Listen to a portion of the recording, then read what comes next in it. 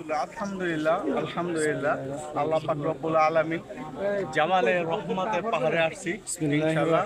রহিম কুল হুয়াল্লাহু আহাদ আল্লাহুস সামাদ শুনেন লাম ভাই, ইয়ালিদ ওয়া আমরা লাম এখানে ইউলাদ আসছি ওয়া লাম ইয়াকুল লাহু শুধু দেখার জন্য না।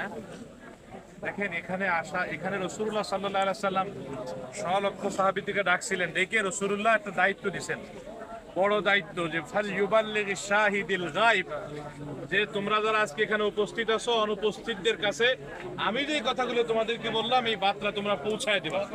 এই জন্য মক্কা মদিনায় এক ওয়াক্ত নামাজ পড়লে এক রাকাতে 1 লক্ষ রাকাতে সওয়াব, মদিনায় এক রাকাতে 50,000 রাকাতের সওয়াব।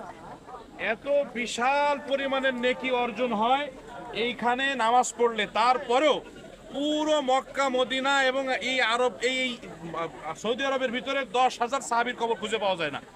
তো 100 লক্ষ সাহাবী তো বিদায় হজের ভাষণী এই প্রান্তে এইখানে আরাফার ময়দানে রাসূলুল্লাহর সামনে উপস্থিত ছিল।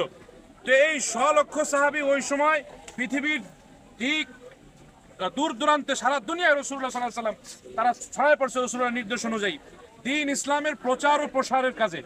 এটা কখনোই আমরা মনে না করা যারা আমি সাধারণ মুসলমান, আমি আবার দ্বীনের কি প্রচার করবো, হুজুররা দ্বীন প্রচার করবে না।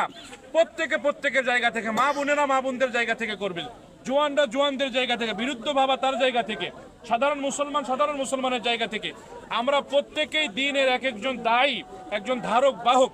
সুতরাং এই আরাফার ময়দানে আজকে আল্লাহ তাআলা আমাদেরকে নিয়ে আসছে, এখান থেকে আমরা এই স্পিরিট রাখতে হবে যে আমরা হজে আসছি, উমরায় আসছি, আমরা আলহামদুলিল্লাহ দেশে গিয়ে নিজেরা দ্বীন শরীয়তের উপরে চলবো, দ্বীন শরীয়তের উপরে আমার ভাইদেরকে বোনদেরকে চালানোর জন্য আমরা উদ্বুদ্ধ করবো ইনশাআল্লাহ। এই দাওয়াত নিয়ে পৃথিবীর প্রান্তে প্রান্তে আমাদেরকে ঘুরতে হবে, ছুটতে হবে ইনশাআল্লাহ আমার ভাই।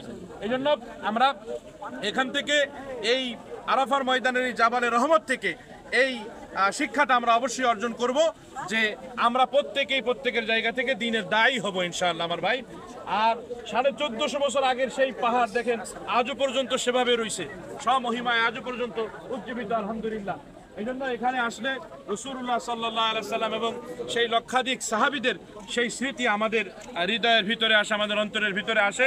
তা আমরা সকলে রাসূলুল্লাহর মহব্বতে এবং সাহাবীদের মহব্বতে আমরা এখানে দোয়া করব আল্লাহ তাআলা যেন যেই ফিকির নিয়ে, যেই চিন্তা নিয়ে, যেই ব্যথা নিয়ে রাসূলুল্লাহ পৃথিবীতে আসছিল, রাসূলুল্লাহর সাহাবীরা সারা দুনিয়ায় ছড়িয়ে পড়ছে, আল্লাহ তাআলা যেন ওই ব্যথা, ওই ফিকির, ওই বুঝ যেন আমাদের অন্তরে আল্লাহ তাআলা দান করে। আমিন। একবার সূরা ফাতিহা, 3 বার সূরা ইখলাস, কয়েকবার দুরূদ